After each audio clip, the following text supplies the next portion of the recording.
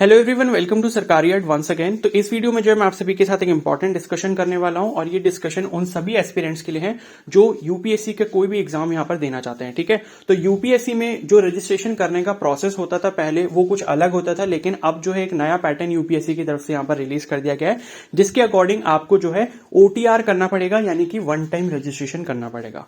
ठीक है, तो पहले हम ओटीआर के बारे में थोड़ा बहुत जानते हैं, उसके बाद हम लोग ओटीआर कैसे करना है, आपको वन टाइम रजिस्ट्रेशन प्रोसेस कैसे कंप्लीट करना है वो फिर हम लोग यहां पर देखने वाले हैं। ठीक है, तो पहले हम लोग जो है क्या करेंगे, गूगल में आपको जो आप ये ओटीआर जो अपने मोबाइल से ही कर सकते हो। ठीक है, तो आप जो भी अपना ब्राउजर यूज कर सकते हो, ब्राउजर यूज करते हो, उसमें आपको जो है गूगल में सर्च करना है यूपीएससी ऑनलाइन। ठीक है, तो यूपीएससी ऑनलाइन जब आप यहां पर सर्च करोगे तो पहला वाला जो लिंक आ रहा है upsconline.nic.in, इस पर आपको क्लिक करना है। क्लिक करने के बाद जो है यहां पर आप देख सकते हो पहला वाला ही ऑप्शन आ रहा है वन टाइम रजिस्ट्रेशन या OTR for examination of UPSC and online application. ठीक है, तो देखो मैं आपको बता दूं ओटीआर बेसिकली है क्या। ओटीआर में ये है कि आप क्या करोगे, आप अपनी एक बार मतलब रजिस्ट्रेशन कर लोगे और वो आपका पूरी लाइफ तक चलेगा जब भी आप यूपीएससी के कोई भी एग्जाम में अपेयर होना चाहते हो। पहला ऐसा नहीं होता था, पहले क्या होता था आपको हर एग्जाम के लिए बार बार अपना एप्लीकेशन फॉर्म फिल करना पड़ता था, लेकिन इस बार क्या करा है यूपीएससी ने, एक एसएससी की तरह पैटर्न यहां पर फॉलो किया है। ठीक है, तो एसएससी में क्या होता है कि जैसे आप एक बार रजिस्ट्रेशन कर लेते हो, रजिस्ट्रेशन एक बार आपका कंप्लीट हो गया, उसके बाद जो भी आपकी एलिजिबिलिटी के अकॉर्डिंग जो है एप्लीकेशन फॉर्म आते हैं उसका लिंक वहां पर आपको शो हो जाता है और फिर वहीं से आप अप्लाई कर लेते हो। ठीक है, तो एसएससी के पोर्टल पे जैसे आपको एक बार अपनी सारी पर्सनल डिटेल्स, डॉक्यूमेंट, एलिजिबिलिटी, मतलब जो भी आपने कर रखा है, ये ग्रेजुएशन किया है, 12th किया है, सभी की डिटेल्स एक बार एंटर करनी होती है, उसी तरीके से यहां पर भी आपको ओटीआर में करनी होंगी। ठीक है, तो ये डिटेल्स क्या होंगी, ये आपकी परमानेंटली सेव हो जाएंगी। उसके बाद आपकी एलिजिबिलिटी के अकॉर्डिंग जब भी फ्यूचर में कोई भी एप्लीकेशन फॉर्म यहां पर रिलीज किया जाता है यूपीएससी की तरफ से, तो वो जब आप लॉगिन करोगे, लॉगिन करने के बाद डैशबोर्ड पे आपको वहां पर शो हो जाएगा। ठीक है, तो शो होने के बाद वो जो भी आपको एप्लीकेशन फॉर्म वहां शो हो रहा होगा, वहां पर सीधे अप्लाई नाउ का ऑप्शन आ रहा होगा। अप्लाई नाउ पे क्लिक करके कुछ बेसिक डिटेल्स और मांगी जाएंगी उसके रिगार्डिंग। ठीक है, वो आपको एंटर करनी होगी। वो एंटर करने के बाद आपको फीस पेमेंट करना है। फीस पेमेंट करने के बाद आपका एप्लीकेशन फॉर्म जो वो सबमिट हो जाएगा। ठीक है, तो ओटीआर मतलब एक काफी सही चीज है कि बार बार आपको अपनी पर्सनल डिटेल्स एंटर नहीं करनी पड़ेंगी, तो एक ही बार आपको एंटर करनी है। अब यहां पर बहुत इंपॉर्टेंट जो इसके रूल्स हैं वो आप समझ लो। ठीक है, वो ये है कि ओटीआर जो है उसमें आपका जो करेक्शन है वो लाइफ में सिर्फ एक ही बार किया जा सकता है। ठीक है, यानी कि अगर ओटीआर मतलब वन टाइम रजिस्ट्रेशन करते टाइम आपके कोई भी गलती हो जाती है, चाहे वो आपका नाम हो, डेट ऑफ बर्थ हो, पेरेंट्स का नेम हो, एड्रेस हो या कुछ भी हो, ठीक है, जो भी आप डिटेल फिल कर रहे हो उसमें कोई भी अगर गलती हो जाती है तो वो सिर्फ आप एक ही बार चेंज कर सकते हो पूरी लाइफ में। ठीक है, अब उसके ऊपर इन्होंने एक और रूल अप्लाई करा है, वो ये है कि वो आप चेंज कब तक कर सकते हो, तो पहली बार जब आप ओटीआर करोगे, अपना वन टाइम रजिस्ट्रेशन करोगे और उसके बाद जब आप अपना पहला एप्लीकेशन फॉर्म यहां पर फिल करोगे, उसकी जो लास्ट डेट होगी, क्लोजिंग की लास्ट डेट, उसके नेक्स्ट 14 डेज तक आपके पास ये टाइम होगा ओटीआर में चेंज करने का। ठीक है, तो पहला जब भी आप अपना एप्लीकेशन फॉर्म फिल करते हो ओटीआर का, उसकी जो क्लोजिंग डेट होगी, उस क्लोजिंग डेट के 14 डेज के बाद तक, मतलब उसके बाद जो 14 डेज होंगे तभी तक का आपके पास टाइम रहेगा ओटीआर में चेंज करने का। उसके बाद आपको कभी भी चांस नहीं मिलेगा ओटीआर में चेंज करने का। ठीक है, तो ओटीआर जब आप करो तो बहुत केयरफुली करो, एक एक डिटेल्स जो आप एंटर कर रहे हो, क्योंकि अगर यूपीएससी आपका ड्रीम है, चाहे वो एनडीए हो, चाहे वो सीडीएस हो, चाहे वो सीएससी हो या कोई भी एग्जाम हो, तो अगर वो आपका ड्रीम है तो आपका ये पहला स्टेप है कि आप अपना जो ओटीआर करो वो बहुत केयरफुली करो। ठीक है, तो इस वीडियो में मैं आपको पूरा कंप्लीट प्रोसेस बताऊंगा कि ओटीआर आपको करना कैसे है। पूरा प्रोसेस आप अच्छे से समझ लो, उसके बाद अपना ओटीआर कंप्लीट कर लेना। और फिर भी कोई डाउट होता है तो मुझे कमेंट सेक्शन में आप जरूर बता सकते हो। ठीक है, तो यहां लिखा भी आ रहा है कि modification in OTR profile can be done till expiry of 14 days after the closure date of application for the first examination of the commission applied for. ठीक है, तो वही सेम चीज है जो मैंने आपको बताई है। अब आप यहां पर देख सकते हो one time registration OTR for examination of UPSC, ये जो पहला वाला लिंक आ रहा है इस पर आपको क्लिक करना है।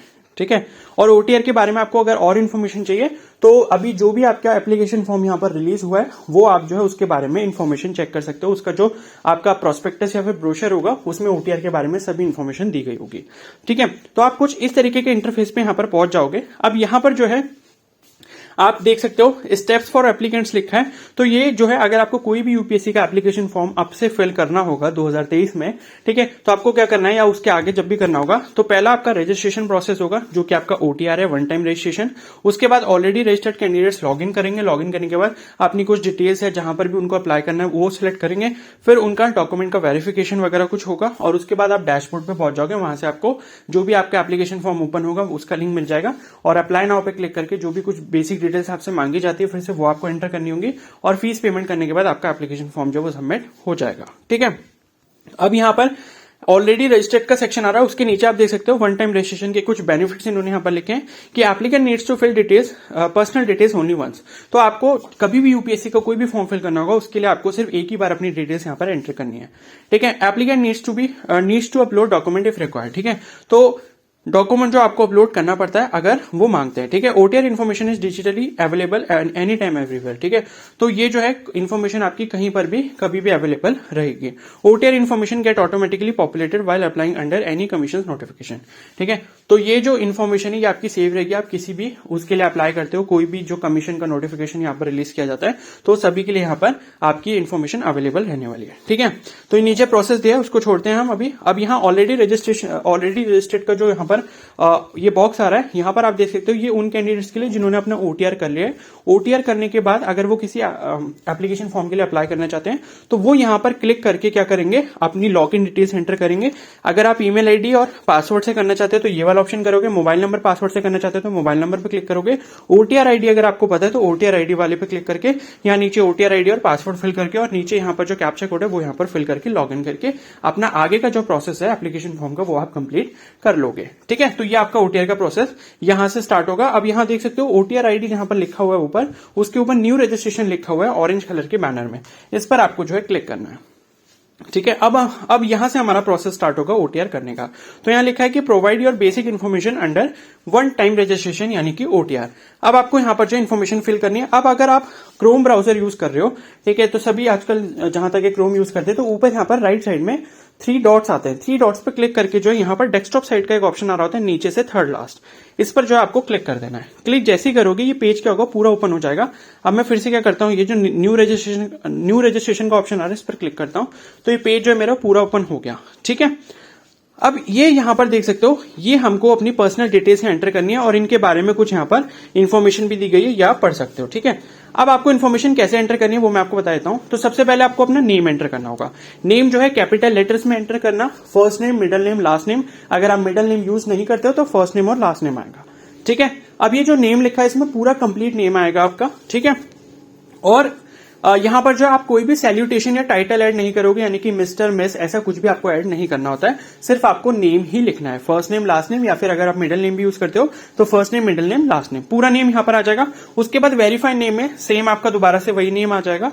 अब फुल नेम का यहां पर ऑप्शन दिया है, इसे आप छोड़ सकते हो। ये फुल नेम उन कैंडिडेट्स के लिए, सपोज कि अगर आपका नाम सपोज आपके जो भी डॉक्यूमेंट्स हैं 10-12 के डॉक्यूमेंट जो भी हो उसमें आपका शॉर्ट में नाम लिखा हुआ है, सपोज किसी का नाम जो है SK शर्मा करके लिखा हुआ है।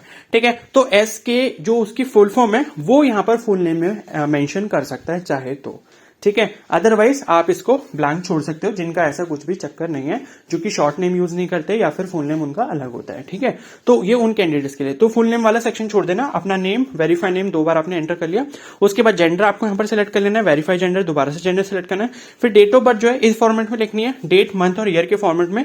ठीक है, यहां पर आप जैसे क्लिक करोगे यहां पर कैलेंडर ओपन होकर आ जाएगा, तो इसमें से चूज कर लेना।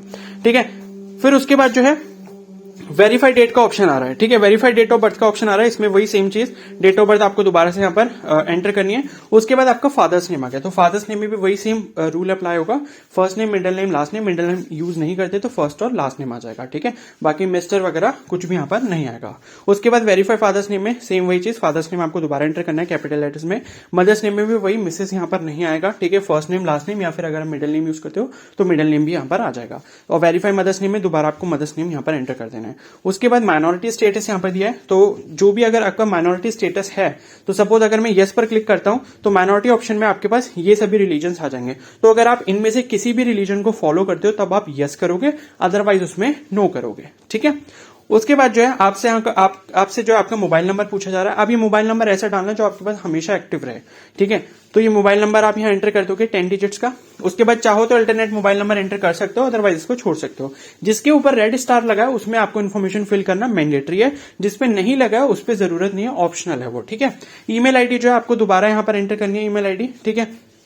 ईमेल आईडी जो है स्मॉल लेटर्स में एंटर कर देना। उसके बाद अल्टरनेट ईमेल आईडी चाहो तो डाल सकते हो, अदरवाइज इसको ब्लैंक छोड़ सकते हो।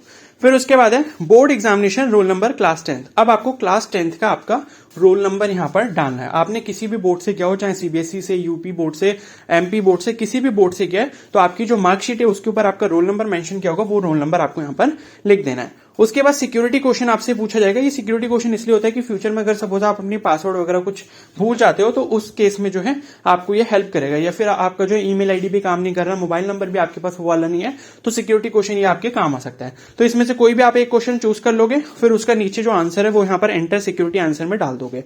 उसी तरीके से दूसरा सिक्योरिटी क्वेश्चन आप जो है यहाँ पर दोबारा से दूसरा क्वेश्चन सेलेक्ट करोगे, फिर उसका आंसर यहाँ पर एंटर कर दोगे। उसके बाद यहाँ पर आपको दे रखा है कैप्चा कोड। तो ये जो कैप्चा कोड यहाँ बॉक्स में लिखा हुआ है, ये यहाँ पर नीचे कैप्चा कोड वाले प्लेस पर फिल कर देना है, ठीक है। इतना करने के बाद जो आपको सबमिट करना है। तो फ्रेंड्स यहाँ पर जो मैंने सभी डिटेल्स को फिल कर लिया। आप जब सब डिटेल्स को फिल कर लोगे तो प्लीज एक बार जरूर चेक कर लेना, क्योंकि मैंने आपको बता दिया यहाँ पर आपको जो है करेक्शन का सिर्फ एक ही चांस मिलने वाला है, ठीक है। तो आप कोशिश यही करो कि अब वो नौबत ना आए कि आपको जो है करेक्शन करना पड़े, इसलिए आप जो है सभी डिटेल्स को केयरफुल यहाँ पर फिल कर लेना, ठीक है। अब मैं क्या करता हूँ, जो नीचे सबमिट का ऑप्शन आ रहा है, सबमिट पर क्लिक करता हूँ, ठीक है। सबमिट पर क्लिक करने के बाद आपने जो भी यहाँ पर बेसिक डिटेल्स यहाँ पर एंटर करी है, तो वो जो है यहाँ पर दोबारा से शो हो जाएंगी वेरीफाई करने के लिए, ठीक है। तो आप क्या करो, एक बार जो है सभी डिटेल्स को अच्छे से वेरीफाई कर लो कि आपने जो भी डिटेल्स यहाँ पर एंटर करी है वो सब सही है या नहीं है, ठीक है। जैसे कि बोर्ड का रोल नंबर, आपका name, gender, date of birth हो गया, फादर नेम हो गया, मदर्स नेम हो गया, ठीक है। उसके बाद जो है माइनॉरिटी स्टेटस के बारे में इंफॉर्मेशन, फिर आपका mobile number, alternate mobile number, आपके दोनों ईमेल आईडी या फिर अल्टरनेट जो भी ईमेल आईडी है वो, ठीक है। और उसके बाद जो भी आपकी 2 सिक्योरिटी क्वेश्चन है, ठीक है। उसके बाद यहाँ नीचे ऑप्शन आ रहा है अपडेट या चेंज का या फिर आई एग्री का। तो अगर आपकी सारी चीजें सही है तो आप आई एग्री पे क्लिक करके आगे प्रोसीड करोगे। अगर आपको कुछ यहाँ पर गड़बड़ी लगी कि आपकी कोई स्पेलिंग मिस्टेक हो गई या कोई जो वहां पर आंसर देना था वो गलत हो गया, तो आप अपडेट या चेंज यहाँ पर क्लिक करके उस इन्फॉर्मेशन को दोबारा से सही करके आप फिर से सबमिट करके फिर से आगे प्रोसीड कर सकते हो, ठीक है। तो मेरी सारी इन्फॉर्मेशन यहाँ पर सही है, तो मैं आई एग्री पर क्लिक कर देता हूं, ठीक है। आई एग्री पर क्लिक करने के बाद यहां पर जो है आपको ओटीपी वेरिफिकेशन अपना करवाना होगा, ठीक है। तो यहां पर जो है आपका एक मोबाइल ओटीपी है और एक ईमेल ओटीपी है, ठीक है।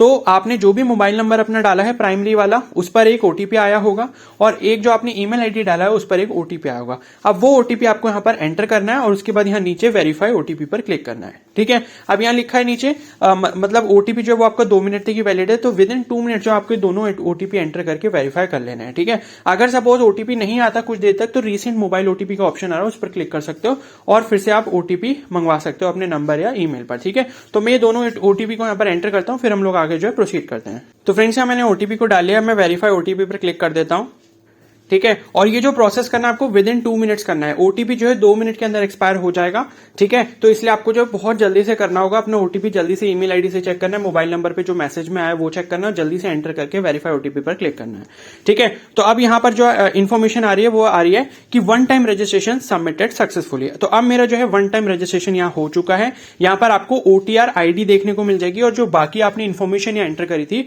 वो यहाँ पर देखने को मिल जाएगी, ठीक है। तो ये इन्फॉर्मेशन जो है वो यहाँ पर ओटीआर हमारा कंप्लीट हो चुका है। तो फ्रेंड्स वहां पर जो है जो भी डिटेल्स आई थी उसका आप या तो स्क्रीनशॉट लेके रख लेना, या फिर उसका जो प्रिंट वाला ऑप्शन आ रहा था वो एक्चुअली मेरे में वर्क नहीं कर रहा था, सेव नहीं हो पाया, तो मैंने उसका स्क्रीनशॉट ले लिया, ठीक है। तो प्रिंट वाले ऑप्शन पे क्लिक करके अगर वो पेज सेव हो जाए तो उसको सेव कर लेना, अदरवाइज उसको जो है स्क्रीनशॉट लेके रख लेना, ठीक है। तो अब उसके आगे का प्रोसेस क्या करना है, अब हमें एक पासवर्ड बनाना होगा। तो उसके लिए क्या करना है, हमें फिर से वही उसी वाले पेज पे जाना है जब मैंने आपसे बोला था कि जिसने रजिस्ट्रेशन कर लिया उसको लॉग इन करना होगा, ठीक है। तो यूपीएससी ऑनलाइन में यहाँ पर दोबारा से सर्च करता हूँ, यूपीएससी online.nic.in पर मैंने क्लिक करा। यहाँ पर जो पहला वाला लिंक था ओटीआर के लिए उस पर मैंने क्लिक करा। अब यहाँ पर ऑलरेडी रजिस्टर्ड कैंडिडेट का जो यहाँ पर ऑप्शन आ रहा है, अब हमको ये यहाँ पर जो है वही सभी डिटेल्स फिल करनी है जो अभी हमने रजिस्ट्रेशन के टाइम पे की थी, ठीक है। तो यहाँ पर जो है काफी सारे मोड आ रहे हैं, ईमेल आईडी का, मोबाइल नंबर का या फिर ओटीआर आईडी का, ठीक है। तो यहाँ पर क्या करना है, कोई भी आप ऑप्शन यहाँ चूज कर सकते हो। ठीक है, तो मैं ईमेल आईडी को चूज करता हूं। तो मुझे क्या करना है, यहाँ पर ईमेल आईडी एंटर करना है और गेट ओटीपी पे क्लिक करोगे जब आप, तो यहाँ पर क्या होगा, आपका ओटीपी आएगा आपकी ईमेल आईडी पे।